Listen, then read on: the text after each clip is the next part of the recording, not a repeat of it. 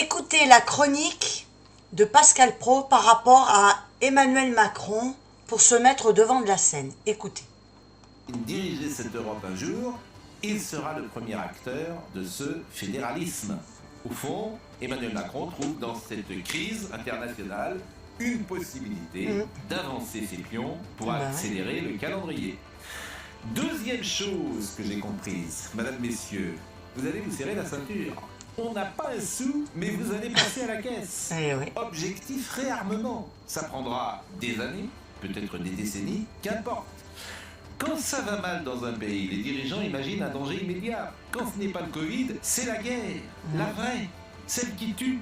Sur les champs de bataille, l'union sacrée déclarée, les contestations oubliées. Arrêtez de m'ennuyer avec vos problèmes de sécurité ou d'immigration. La guerre est à nos portes. Un peu de dignité, s'il vous plaît.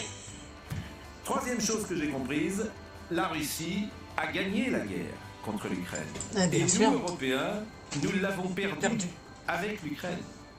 J'admets que ce que je dis là n'est pas agréable à entendre, mais le déni qui existe sur ce sujet parmi les chefs d'État européens, déni relayé par un espace médiatique qui ne veut pas entendre cette réalité, oblige à rappeler cette évidence.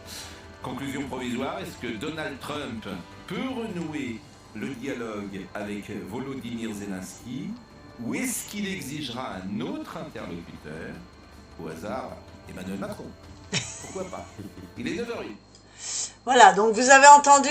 Ben oui, hein, Emmanuel Macron, faut qu'il se mette au devant de la scène. Et puis en plus, lui, il voudrait être vraiment le président de l'Union européenne. Voilà, donc je vous laisse juge de cette chronique.